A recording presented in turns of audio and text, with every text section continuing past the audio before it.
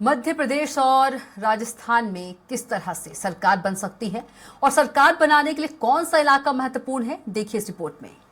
मध्य प्रदेश की 230 विधानसभा सीटों में से कांग्रेस ने 114 और बीजेपी ने 109 सीटें जीती थी। यहाँ 44 सीटें ऐसी थी जिनमें जीत का अंतर 3% से भी कम था। यानी मध्य प्रदेश की हर 5वीं सीट पर इतनी कांटे की लड़ाई थी कि अगर जीतने वाले प्रत्याशी को 100 वोट मिले तो हारने वाले को 97 या उससे ज्यादा वोट मिले।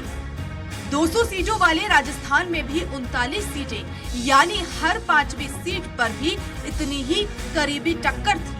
दोनों ही राज्यों में कांग्रेस और बीजेपी आमने सामने थी।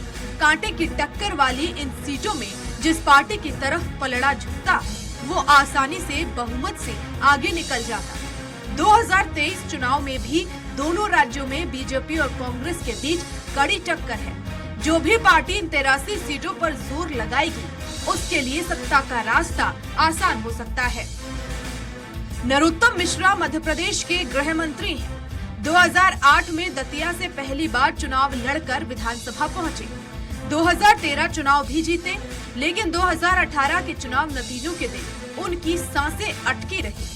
कांग्रेस के राजेंद्र भारती ने उन्हें कड़ी टक्कर दी। बीजेपी के सबसे दिग्गज नेताओं में एक नरोत्तम मिश्रा किसी तरह 2656 वोटों से चुनाव जीते। उनकी जीत का अंतर 2% से भी कम था। बीजेपी के एक और दिग्गज नेता जयंत मलैया उतने खुशकिस्मत नहीं थे। 2018 के चुनाव में उन्हें दमोह सीट पर 718 वोट से शिकस्त मिली। 1990 से लगातार वो यहाँ से चुनाव जीतते रहे थे। मध्य प्रदेश में नरोत्तम मिश्रा और जयंत मलैया की तरह 3% से कम वोटों से हार जीत वाली 44 सीटें हैं। इनमें से 22 सीटें बीजेपी ने और 19 कांग्रेस ने जीती हैं। 2 निर्दलीय और 1 बसपा के पास है। बुंदेलखंड क्षेत्र में ऐसी सीटों की संख्या 10 है। मालवा में 9, निमाड़ और बघेलखंड में ऐसी 6, ग्वालियर चंबल में 5 सीटें हैं।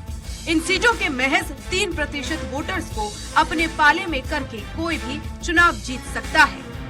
2023 में मध्य प्रदेश की ये 44 सीटें कैसे आसान कर सकती है बहुमत का रास्ता। बुंदेलखंड में सबसे ज्यादा 10 सीटें ऐसी हैं जहां 3% वोटों ने जीत हार तय की है। यहाँ 10 में से 5 सीटें बीजेपी, 4 कांग्रेस और 1 बसपा ने जीती। बीजेपी थोड़ा जोर लगाकर सभी 10 सीटें जीत सकती है। इसी तरह कांग्रेस भी थोड़ा जोर लगाकर सभी 10 सीटें जीत सकती है। इस क्षेत्र में राजनगर और दमोह सीट तो ऐसी है जहां 800 से भी कम वोटों से नतीजे तय हुए थे। मालवा को बीजेपी का गढ़ माना जाता है। 2018 के चुनाव में यहां कांग्रेस ने सेंधमारी की।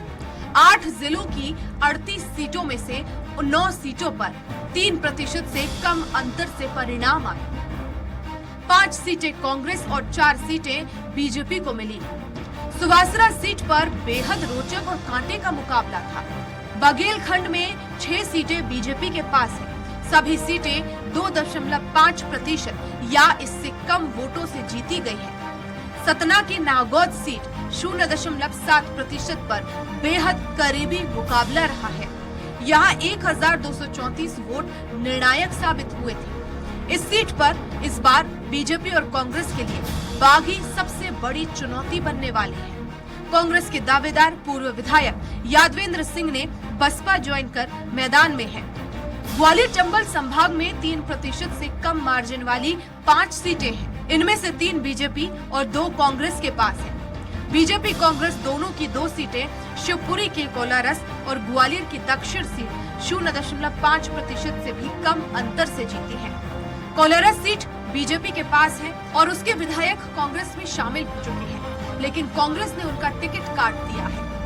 यहाँ बीजेपी कांग्रेस ने यादव उम्मीदवारों को मैदान में उतारा है। 2023 में राजस्थान की ये 44 सीटें कैसे आसान कर सकती है बहुमत का रास्ता। मारवाड़ की 10 ऐसी सीटों में से आधी सीटें ऐसी हैं जहां जीत हार का फैसला 2% से भी कम वोटों पर हुआ है। 4 सीटें ऐसी हैं जहां फैसला 1% से भी कम वोट पर हुआ है। हनुमानगढ़ सीट पर बीजेपी ने केवल 0.1% वोटों से जीत दर्ज की है। जैसलमेर की पोखरण सीट पर कांग्रेस केवल 0.5% वोटों से जीती। बाड़मेर की सिवाना सीट पर तो 0.6% का अंतर है, जिस पर बीजेपी जीती। मारवाड़ में बीजेपी और कांग्रेस दोनों के पास 4-4 ऐसी सीटें हैं जिन पर जीत हार का फैसला बेहद नजदीकी रहा है। एक सीट राष्ट्रीय लोकतांत्रिक पार्टी और एक निर्दलीय के खाते में है। ये वो रीजन है जहां छोटे दल और निर्दलीय उम्मीदवार 1 से 3% तक वोट काट रहे हैं। ढूंढाड़ की 8 सीटों में से 4 बीजेपी और 3 कांग्रेस के पास हैं। ढूंढाड़ वो रीजन है जिसमें गुलाबी नगरी जयपुर आती है। पॉलिटिकल एक्सपर्ट का कहना है कि 3% मार्जिन वाली सीटों को जो भी साथ लेगा वो सत्ता पर काबिज होगा। दोनों ही पार्टियां इन सीटों पर फोकस तो कर रही हैं, लेकिन दोनों की रणनीति में अंतर है। सीट वितरण की रणनीति में बीजेपी ने जबरदस्त बदलाव किया है। बीजेपी ने प्रयोग किए हैं। उन्होंने अब तक राजस्थान में 37 सीटों पर बदलाव किया है। वे इस बात को समझ रहे हैं कि ये प्रयोग सफल रहा तो हम हारी हुई सीटों पर जीत का परचम लहरा सकते हैं। इसके विपरीत कांग्रेस केवल अपने स्टेटस को मेंटेन करके चल रही है। वो बहुत ज्यादा बदलाव नहीं कर रही है, लेकिन चौंकाने वाले फैसले भी ले रही है। कहा जाता है कि कांग्रेस 2 बार हारे नेता को टिकट नहीं देती। बावजूद इसके कांग्रेस ने इस बार जयपुर की मालवीय नगर सीट से अर्चना शर्मा को तीसरी बार मैदान में उतारा है, जबकि वो 2 बार हार चुकी हैं। सलमान खान, स्वराज एक्सप्रेस, भोपाल।